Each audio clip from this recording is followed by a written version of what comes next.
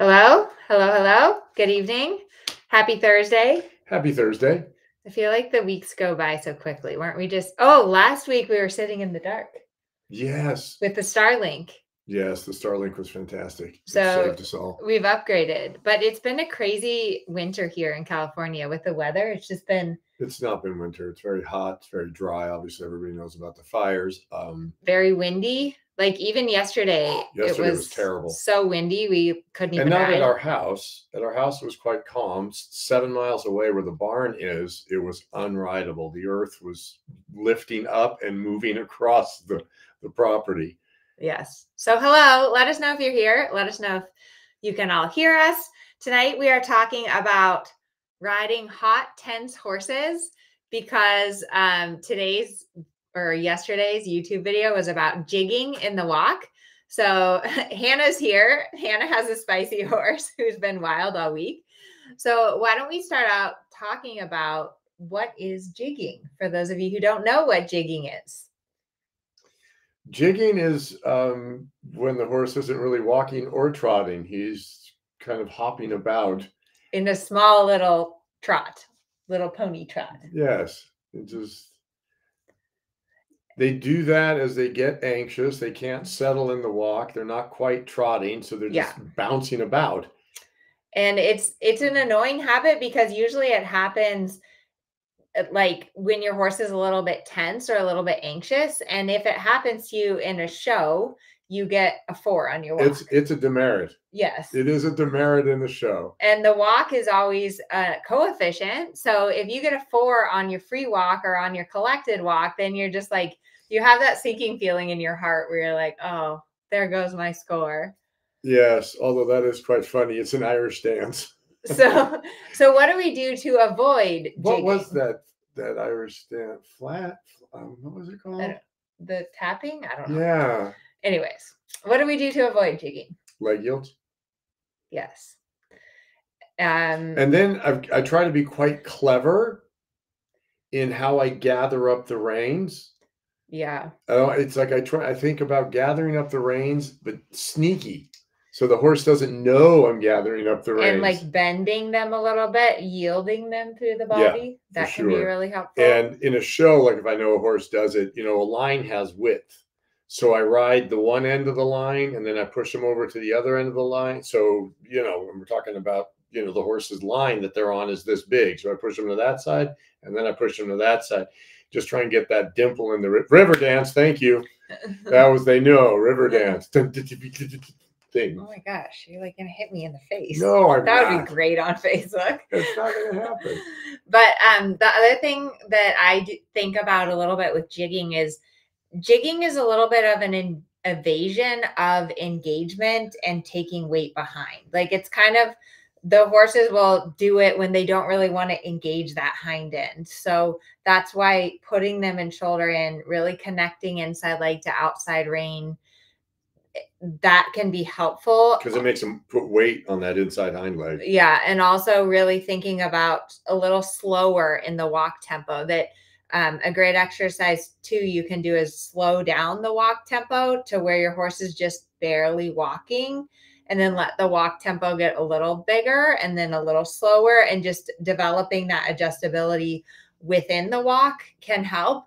But jigging is definitely something that is, some horses are more prone to it than others, for sure. Yeah. Like the hotter, tense, like PRE, like Mercurio, the PRE that I ride, he's very prone to jigging. And it's actually funny because I was riding Jacques and I was trying to get Jacques to jig for a video, and like he wouldn't do it. So it definitely is something that some horses are more prone to than others. So there are some other questions since tonight's topic is hot, tense horse. This is actually something that came up in one of my, I do these video consults with our students. And so I was on a call with one of my students, and so she has a horse who's hot, like a hot mare, right? And she's trotting. And then when she asks the mare to canter, the mare kind of like jumps a little out of her skin, puts her head up in the air, gets surprised by the canter aid. So I'm curious, what would you tell her to do in that situation if you have a horse that overreacts to the canter aid? I'd make sure that my legs were super huggy before I go to the canter to part. So that Yes. it's not like musical chairs and the music stops and you take the chair out, right? Or the Jack in the Box where you play the music and the guy jumps out. Yes. We try to avoid those things on the hot, spicy ones. It's a huggy leg, and then I play with the amount of the aid. It's just like for flying changes too, right? You don't want to really overpower the aid. You try and go with that huggy leg, a light aid, and see if it'll go. Yeah. And maybe you've got to give it a spark, but Usually I not usually not. So that's the thing. I play with the intensity some, but for sure a little more huggy leg. And I really think about on those horses that I have my legs already in canter position, like inner leg at the girth, outer leg behind the girth, creating bend in the body. And then when I ask for the canter, it's just a little more like closing of the calf and following turning with my hip. Yeah. And that's very different because on a lazy horse, you might have to kind of like surprise them to get them to go into the canter. But on a hot or a tense horse, you want to do that aid very differently.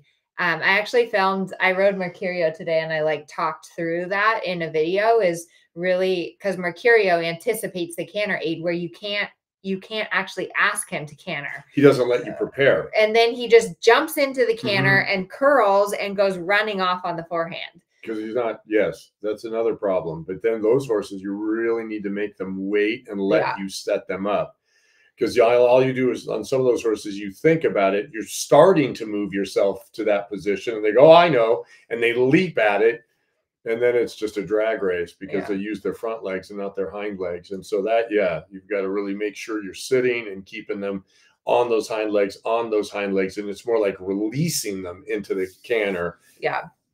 And you always talk about how it's like Goldilocks. Like we want our horses sensitive to the aids, but we don't want them overly sensitive because if you can't apply your leg, if you can't apply your rein without your horse freaking out, then that's not good either. Right. So there's a balance. That's the flip side of that problem, right? It's the other side of the coin. Yeah. Like you need to be in the middle. Yeah. And it's always a little bit on like you're never really in the middle. Your horse is always a little too sharp or a little too dull. And you're always kind of weaving back and forth between those two I don't things. get many 10s. I've gotten 1 10. I mean, I think they're right in the middle when you get 10s, right? What did you get a 10 on? My stretchy circle on Pee Wee. Really? Yeah, it was pretty. Wow. I got a 10 one. Good for you. Let me know in the chat if any of you have ever gotten 10s. I don't know if I can't remember if I ever have. I know I've gotten a 9, but I've gotten some 9s and some 8s. Yeah. Some 4s. It's a special day if you get a perfect 10. I've gotten some 4s and some 2s. No 0s. I don't think I've ever gotten a 0. I remember our client Sue, she's passed away now, but on Picasso, and she got a 10 on her halt, and she was so excited. It like made her year that she got a 10 on her halt. That's the thing about horses. You get that one feeling and it holds us, sustains us for 6-8 months. You don't get that feeling again for 6 or 8 months, but you're like, oh, I'm going to get that feeling again. Yes, 100%. Very true. Okay, let's talk about rider position. All right, can we answer this question? Okay. Carrie, I need you to go a little farther with what about lots of walk canter transitions? That's going to make them spicier. So I don't know what are you asking in that question? So much answers. Okay, let's talk about rider position. And the reason we're talking about rider position, I'm curious, what is your like rider position fault that you just can't get rid of? What's your rider position fault? I stick my legs forward. Stick your legs forward? You think in that's the changes? Your fault? I think your fault is your hands are too wild. Well, that's because I ride a lot of crazy young horses. They're still too wild. Okay. It's not an excuse for a bad rider position. What do you think my rider position fault is? Well, we both know. Well, you might as well tell them. You don't look up. I don't look up. Although we did film a very funny YouTube video this week. We were choreographed riding. So we were talking about the laws of riding with other riders and how to The navigate rules of the road. when you have The other rules of the riders. road. And it was so funny because he was on Tico and I was on Natasha, and Tico got a little too close. And Natasha squealed. Before we were riding, we have a blooper. We have a YouTube blooper coming up. We go to introduce the horses and ourselves, and we're standing next to each other. And he evaded Natasha's personal space bubble. And Tico turned his face over, and then Natasha put her nose, and they touched noses. And I don't think they even touched. No, but they got close. They did turn their necks. I'm not entirely sure what Tico said to Natasha, but she took great offense, and then we left rapidly. Yes. And then Tico was like so afraid he wouldn't go. All right, then we couldn't get back close to her because we were trying to like stand close to each other to introduce the video. But anyways, so yes. Okay, Hannah's hands, Shaughnessy tips forward, Joan has rounded shoulders. But rider position is so important. I've been working on a new rider position course coming 2025. Because it is like everything. And I think so many times we have training issues. Like, for example, hot, tense horse. A lot of times your rider position, like it or not, contributes to that. So what are some things that we can focus on our rider position to help our horses relax? Well, you've got to be supple, right? You have to be in the correct position and supple, because if you're pushing, right, if you're using your seat and pushing into them, that makes them want to bounce around a lot. Or if you're just holding your breath and tightening. Yeah, if you're not supple in your lower back and you're trying to hold them up, and then it makes them like a trampoline. It's not. And holding onto the reins. I think that's one thing that's really hard when your horse is tense or stiff, is that we all want to hold them and like control them. And that just doesn't work very well. Weren't you working on that with one of your students? Yes. And what did you? With two of them right now, I'm really concentrating on making sure that their lower back is supple, because she holds the horse up. So she gets tight and then her back hurts. But she's not following the rhythm. She's bracing her lower back and supporting the horse and not riding it. So the horse is like, okay, carry us. That's great for me. And then she gets tired. Yeah. But it's also a problem because it creates more tension in the horse if you're holding your horse all the time. Right. The horse has always said, if you look like a sprinter in the starting blocks, that's not good. And the thing is, it's the horse is going to be what you are. A reflection of you. So if you're tense and your shoulders are tight, the horse's shoulders are going to be tight. If your neck is stiff, the horse's neck is going to be stiff. They're just going to be what you are. It's a lot easier to sit here and like talk about that than it is to actually, when you're in the saddle, especially when you're on a horse that's tense and nervous and you just feel like their energy emanating up on you. It's so hard to relax in those moments. Doesn't that play into the book you're reading about survivalism? Yeah, it's a super interesting book. But are you going to tell them about your survivalist book and how that applies to riding? So the book is called Deep Survival, and it's written by Federico Gonzalez, I think. I know the last name is Gonzalez. Anyway, and it just talks about how the brain works and how memories work and how you can't think in these moments of panic, and that you have to come together. Now, this was Aristotle, right? That your emotions are like a horse and your brain is the jockey. And you need both to win a race, right? You're not going to win a race if you don't have any emotions. If you don't have the horse, right? And the emotions are the horse. So you have to have emotions to ride well, like to do anything, to ride well. Right, but you can't let the emotions take control, because you won't win the race, right? You need to have your brain take care of the reins, right? And because without the jockey, you can't win a race. And without the horse, you can't win the race. You have to have both. And the jockey is the brain and the horse is the emotions. So you have to keep those emotions in check. But why do we need emotion to ride? Because without it, you don't have anything. Your brain is just doing things. So what emotions would channel our riding? Well, in these, what we're talking about here, right? When we're tense, right? Then you've got fear and adrenaline and anxiety handling your riding. And so then the jockey has to steer that. Right. Well, the jockey has to control those emotions, and you have to get to smiley face. You've got to get to humor and be able to control that, because we're humans and we have emotions.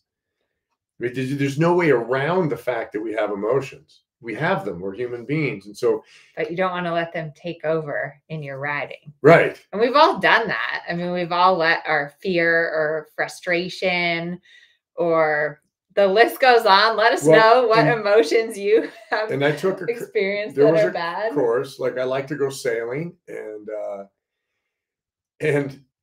there was a lecturer talking about when you let euphoria overcome good sense and logic. So you don't want to let that emotion either. That's right. A good point. We were sailing our boat, my boat. Dave and I were sailing my boat, and it's blowing 30 knots, and we were going downhill with the spinnaker up, and the waves are 8 to 12 feet. It is huge and it is windy. And we've got the spinnaker out, and we are screaming down these faces out of control, but we wanted to get to 10 knots. My boat, the theoretical boat speed for my boat was 7 knots. We got it to 9.8. We got 9.7. We got 9.9. We thought for sure we were going to get to 10 knots. And then we broke the halyard. The spinnaker dumped in the ocean. The boat turned sideways. Well, no, actually, the boat turned sideways. All that stuff broke. And then we were floating. And sure, we could have killed ourselves. But euphoria had taken over good sense and logic. We were just all adrenaline out and totally out of control. Yeah. So you've got to put the reins on that. Yeah, that's a good analogy, though, the horse and the jockey analogy. Because you need both. Because just a jockey's not going to win a race, and then a horse running down the line without the jockey, he's not going to win either. Yeah. You've got to be able to combine the brain with the emotion. Interesting. Good. Oh, good. Betsy's here. Betsy, if you missed the beginning of this Facebook Live, you have to go back and watch the recording, because I was talking just to you about how to ask for canter on a hot horse, and I filmed it today on Mercurio. Okay. What else do we have on our list? Let me find a good question. Okay. Should you warm up on a loose rein until your horse is relaxed with a good pace and tempo, and then build collection? Say all that again, please. Should you warm up with a loose rein until your horse is relaxed with a good pace and tempo, and then build collection? Loose, if you mean by loose a longer elastic contact, sure, but I don't want the dangle. I don't want the reins dangling, because the contact is the horse's security blanket. Okay, you don't want loose dangly reins. They can be loose, but you still need to maintain a contact. And like serpentines, bending lines, because what you don't want to do is go from like long reins to like take the reins up and then back to what we were saying. Then you've got the musical chair game. You shorten up the reins, and the horse goes and then leaps about. Yes, we don't want that. Okay, this is another good question. So sound spooky horses. Let us know in the chat if any of you guys have horses that are scared of sounds, because I feel like sound spooky horses are harder than horses that are visually spooky, because sounds are something that you don't know is coming. Like you don't know when the loud motorcycles are going to come down the road, or when your neighbor's going to shoot their gun off, or whatever those like sounds are that are going to happen. So what's your advice for sound spooky horses? I've ridden a few, and then I get gun shy. Like I hear the noise and I get ready. And so what I end up doing is being quite comfortable going sideways for a few steps, because I'm reacting to the noise, because the horse has trained me at that point, right? You hear the noise, the horse jumps. You hear the noise, the horse jumps. Now I hear a noise and I'm jumping. Yeah. And so I'm just like, oh, okay, we've taken a few steps and we're okay, and let's move on. Yeah. But I do think that, it goes back to rider position, right? Making sure your hands are down, your shoulders are back, your seat is connected. Because if you're perched forward and out of balance and your horse goes to spook, like that is why we ride with our alignment and our seat, and we work on all because that what stuff. you say there, if you're riding in a defensive posture, which means you are not in the correct posture, you're in a defensive posture, then the horse is already kind of 1 foot out the barn because you're not sitting the right way saying, okay, we're on the aids. All right. When we all sit the correct way and do the right thing, when the horse takes that spook step, first of all, when he's done spooking, you'll still be in the saddle. And second, it's much easier to get the horse back to work because he was working before the thing happened. When we're hunched over and holding the reins and going, don't spook, baby, don't spook, baby. When he spooks, he was already off the aids before he spooked.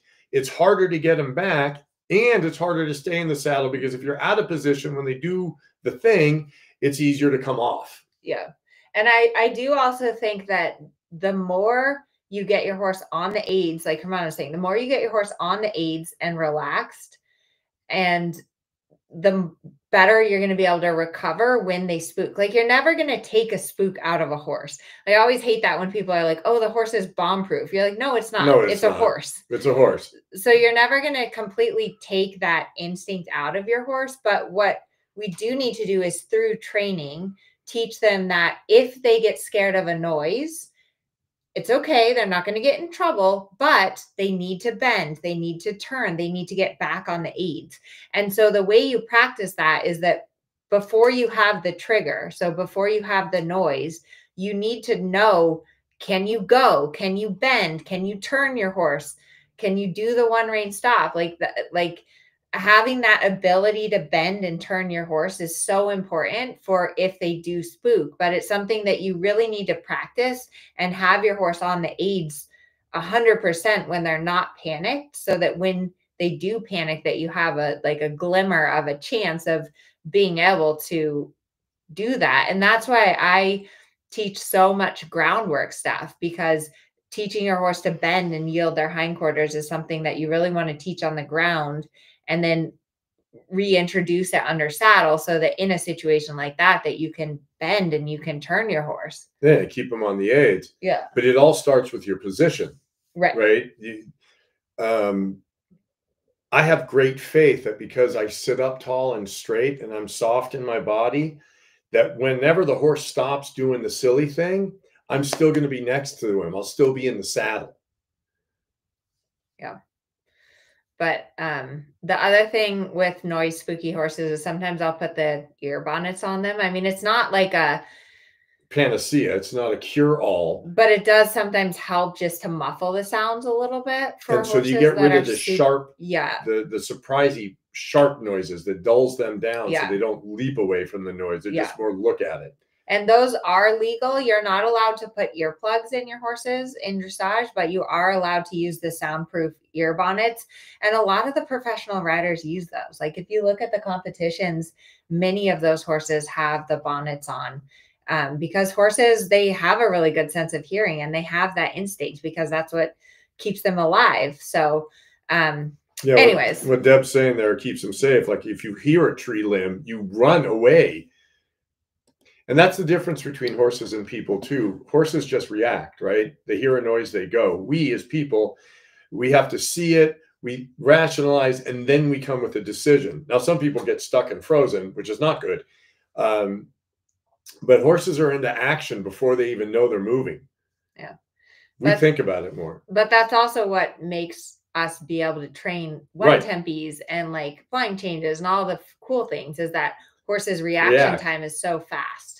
And they don't, they don't have a frontal lobe. They don't think about it. They're not thinking about it. It's cause and effect, a direct line, cause and effect. And that's important to remember too, because I think sometimes when our horse spooks or gets scared, it scares us, and then we get mad or frustrated at our horses, or like, why did they do that? Or they're just out to get me. But horses are not malevolent. No. They're not testing you. They're just horses. Yeah. And we as riders with our prefrontal cortex have to see it the way the horse sees it. You have to see the world the way the horse sees the world. Yeah. Since we are the ones with the prefrontal cortex. Thank you, Carolyn. And that's why that book, Horse Brain, Human Brain, that's the correct title? Yeah. Right? That's a great book because it shows you how the horse sees the world. And if you don't understand how the horse sees the world, you put your expectations, you put your vision on the horse, and you're going to be frustrated. You're going to be wrong, and your horse is going to be upset. Yeah. All right. One more question from Agnesia. I'm not going to say her name right. How to relax a rushing tense horse. He's an off the track thoroughbred. He only wants to trot really fast or gallop. He doesn't get tired. Yesterday we were trotting very fast for a half an hour, an hour and a half. I don't know what she means. She didn't slow down. Even tried to canter at every opportunity. Half halt circles doesn't help much. He just rushes. Right. He doesn't know what a half halt is yet. And, the race horses, they go faster when you pull on the reins. So there's a whole reschooling that has to go.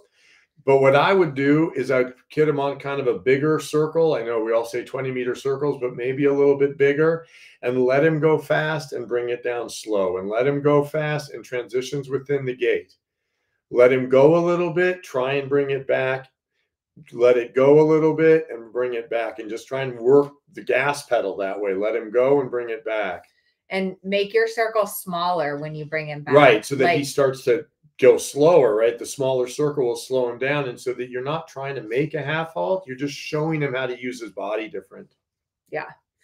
And the other thing, though, is lots and lots of groundwork. I'm such a groundwork fan, but especially with the off-the-track thoroughbreds. Because of the bend required. They don't bend on the racetrack. Well, they bend in one direction, sort of. They don't bend, and all they do is lean into the bit. Right, and then when you want to go faster, you take the rein so they lean into it more. Yeah. Which is kind of the opposite of what we do. So there's going to be a bit of reschooling, and just be patient, really. And the other thing, that's what he's been taught. The other thing with off the track thoroughbreds, PREs, like any of the more hot-blooded horses, is that once they get worked up, they're worked up. Yeah, you can't really get them to relax again.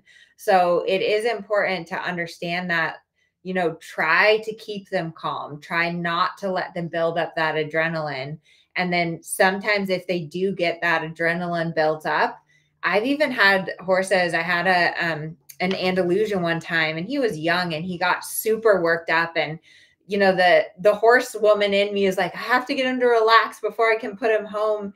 But I'd already been on him for like an hour, and his owner was there. And I was like, I can't get this horse to relax. And so finally I was like, let's just put him away, let him chill out, and then get on him later in the day and just do a little bit. And he was way more relaxed later. So, that is sometimes if you have a horse that gets really tense, is doing like shorter segments, but trying not to get the horses that you can't get worked down, right? The horses that don't work down, like you've just got to walk a lot in between. You just can't keep going, and because they won't. They may not stay sound through that kind of a ride. So you want to get to the walk really soon. Okay. Right. I think that's it for tonight. Yes. That's good. So next week, probably Nicole will be here because her mom's going to be clinicking off in the froze. It's going to be a high of 38 degrees. And I'm going to be in Europe, so it's going to be a fun week. And we do appreciate all of your love for Levi. It's been a very hard week, and we're going to start crying. And on that note, we're out. Okay. Good night now. Yes, good night.